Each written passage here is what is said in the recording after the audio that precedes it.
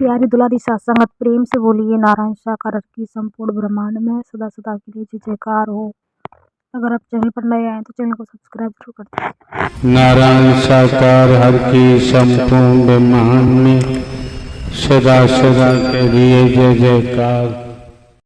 यहाँ लागू किया है नारायण हरि परमात्मा ने। मानव धर्म सत्य था है और रहेगा। मानवता भाईचारा, अनेकता में एकता, मानव मानव को गले लगाना, मानव मानव से प्रेम करना, टूटी हुई मानवता को जोड़ना, बिखरी हुई मानवता को इकट्ठा करना, मानवीय गुणों को पैदा कराते हुए सत्य के मार्ग पर अग्रसारित कर दे। वही आपको जानकारी दी गई है। जीवन यापन के लिए स्पष्ट कर दिया। मानवीय समाज चाहिए। मानवीय समाज में हम भली भांति सकारात्मक सांस ले सकते हैं। अगर हम भौतिकतावाद के जुनून में बह गए, मैं मेरी में अगर हमारा बहाव हो गया, भेद में बहाव हो गया, तो जीवन बर्बाद हो जाएगा। आसार में चले जाएंगे। जो जीवन मिला है सार तत्व की तरफ जाने के लिए, तो असार में जाएंगे, जीवन बर्बाद होगा। और ब्रह्मांड में सार हरि परमात्मा के अलावा न सार कोई था, न है और न ही होगा। भली बात जानते हैं। राजा रहे न रंग, बली रहे न अलिया, संतरी रहे न मंत्री, अधिकारी रहे न कर्मचारी, जो आया है सो जाएगा, राजा रंग फकीर। हम आपको किस्सा भी सुना सकते हैं। भले ही हमने कभी स्वाध्याय नहीं किया है, कोई अध्ययन हम नहीं करते हैं। जैसे हैं वैसे ही आपके सम्मुख एक घरकारा चौकीदार बनकर आते हैं। आने वाले महापुरुषों के आत्म देव का दर्शन भी हम करते हैं। हम आपके ऊपरी आवरण को नहीं देखते हैं। ऊपरी आवरण देखना हमारा काम नहीं। इस संसार का प्रचलन है, दुनिया का सिस्टम है। कौन किस रूप में क्या करता है, हर किसी का अपना अपना कर्म होता है। हमारे द्वारा अनेकों बार, अनगिनत बार पूर्व में भी कहा गया है। भले ही हम हमारे चौकीदार बन के काम करते हैं, स्पष्ट कहा है। नारायण हरि परमात्मा ने संसार को कर्म करने के लिए स्वतंत्र छोड़ा हुआ है, भोगने के लिए परतंत्र। इसमें संदेह नहीं। जो निज स्वार्थों में डूबे हुए हैं, जो रागी है, राग हमेशा भोग में ले जाता है और भोगी का सर्वनाश होता है। आपको शिक्षा, आपको ज्ञातव्य कराया गया है। आत्मिक अनुराग पैदा करो, सद्ज्ञान दिया जा चुका है। आत्मिक अनुराग से ही वह जागृति पैदा होगी। वो जागृति जन्म लेगी जिससे आत्म कल्याण का हमारा मार्ग प्रशस्त होगा। लेकिन हम जैसे फॉर एग्जाम्पल एक मिसाल के द्वारा जानते हैं, गांव देहात में रहते हैं, आकाश से टूटकर अगर कोई तारा जमीन पर आ जाता है, इस वसुंधरा पे आके गिरता है, उस तारे को समझना किसी के बस की बात नहीं। वो तारा ही अवगत कराता है, वो तारा ही जानकारी देता है, वो तारा ही सद्ज्ञान देता है, स्वयं के बारे में बताता है, आपके बारे में बताता है, आपके संबंध की जानकारी देता है, अपने विराट स्वरूप की भी जानकारी देता है।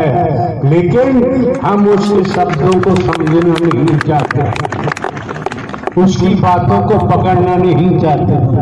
क्यों? हम मिथ्या नस्र में इतने डूबे हुए हैं, आसार में हम इतने लवलीन हो चुके हैं, हम स्वयं को ही भूल गए। स्वयं को हिंदू मुस्लिम सिख ईसाई समझने लगे, स्वयं को हम ब्राह्मण क्षत्रिय शूद्र समझने लगे, स्वयं को हम नर नारी समझने लगे। ये बहुत बड़ी भ्रांति है, बहुत बड़ा भ्रम है। जो तारा आकाश से आया वो भ्रम को भी हटाता है। मोह माया में इतना दबा हुआ है, मोह माया में इतना लवलीन है, वो खुद की ही बात भूल गया कि मैं कौन हूं, मैं आया कहां से हूं, मेरा रूप क्या है, मेरा स्वरूप क्या है, मुझे क्या करना चाहिए, मैं कर क्या रहा हूं। मेरी बॉडी या ये सोल भूल गया। ईश्वरांश जीव अविनाशी, स्वयं को भूल गया। मिथ्या नस्र को अपना लिया, आसार को अपना लिया, सार को छोड़ दिया। तो क्या होगा? क्या होगा? कर्म ने किसी को छोड़ा नहीं है। राजा हो चाहे रंग, बली हो चाहे ओलिया, संतरी हो चाहे मंत्री, अधिकारी हो चाहे कर्मचारी, साधु संत महात्मा, और हमारे द्वारा तो भले ही हम हरकारा चौकीदार बन के काम करते हैं, इसी जुबान से हमारे द्वारा कहा गया है, बोला गया है, कर्म ने अवतारों को भी नहीं छोड़ा है।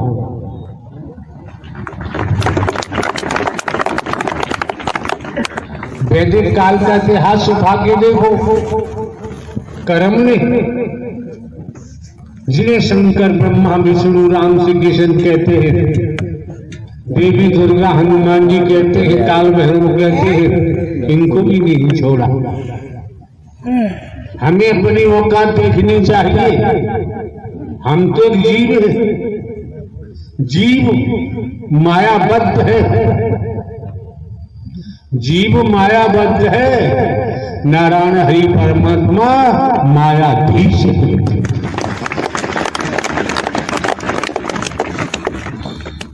पूरा ब्रह्मांड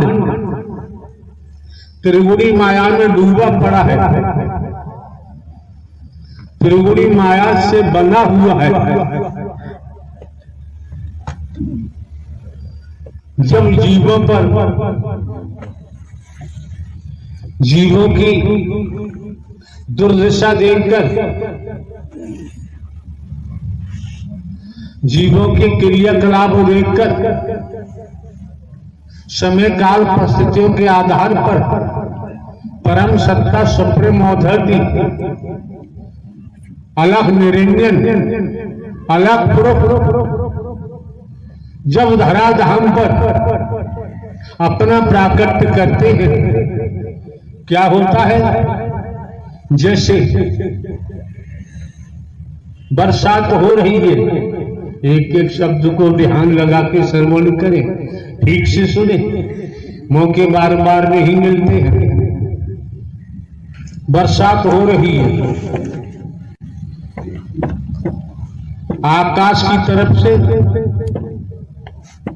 बूंदें गिर रही हैं। देखा होगा, कानों से सुना होगा, बहुत गड़गड़ाहट की आवाज आती है, जिसे कहते हैं बिजली कौंधती है। जो लोग अपने घरों में कोठरियों में बंद होते हैं, आवाज तो उनके कानों तक जाती है, अगर कान सुनने का काम नहीं कर पा रहे तो वो भी नहीं सुन पा रहे हैं।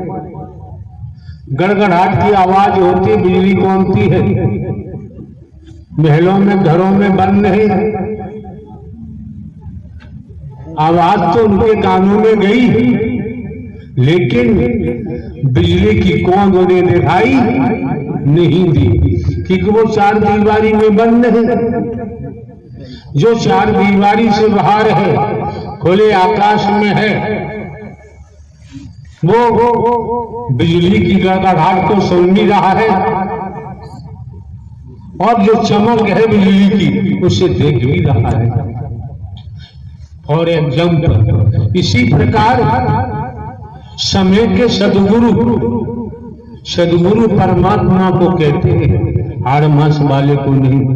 समय का सदगुरु जो प्राकट्य करता है, तब क्या होता है?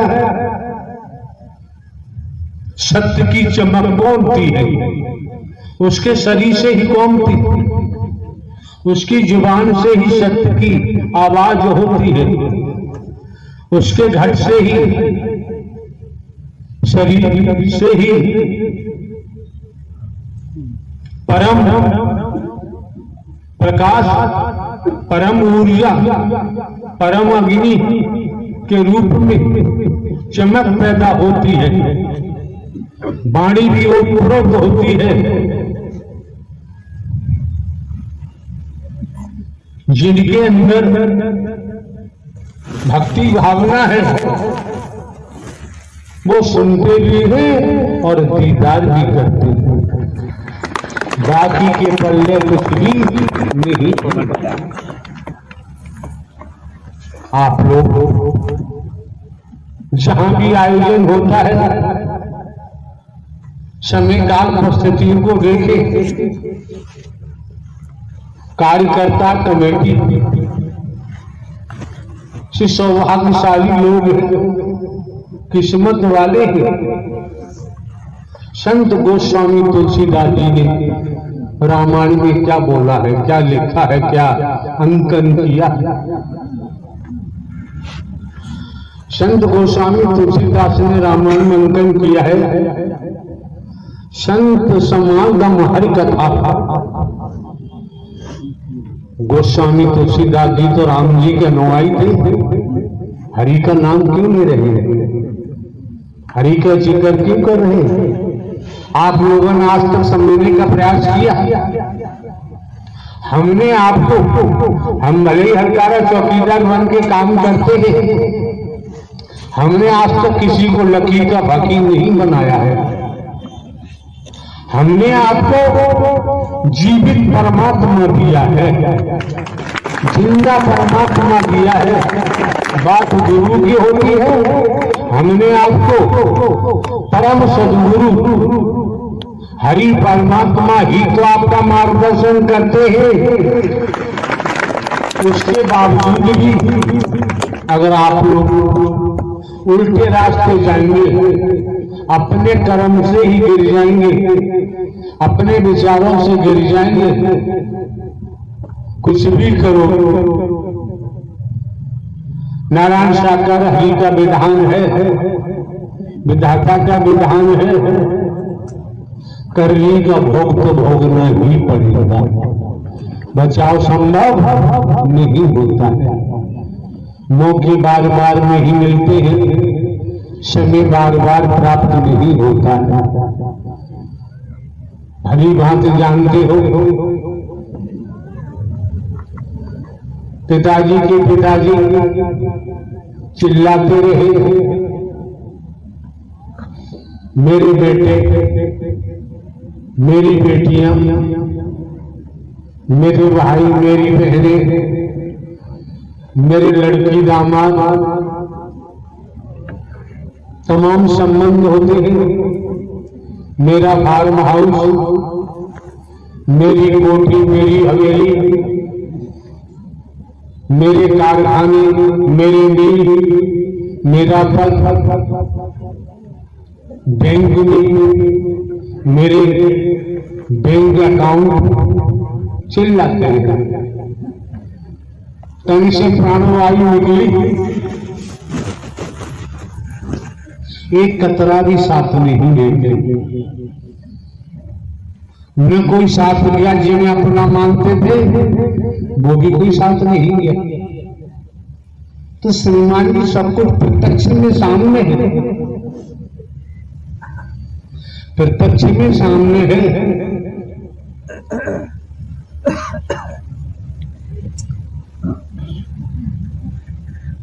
कितने सौभाग्यशाली हैं कमेटी के सदस्य।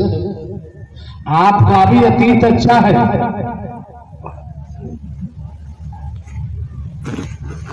अतीत से वर्तमान, वर्तमान से भविष्य। सत्य की सत्व प्रधान आत्मा न होते तो श्रीमान जी इस सत्य के साथ में आपका आना संभव नहीं।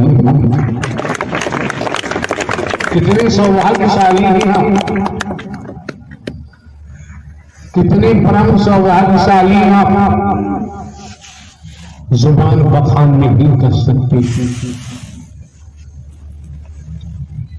आप संसारिक दुनिया में कैलेंडर के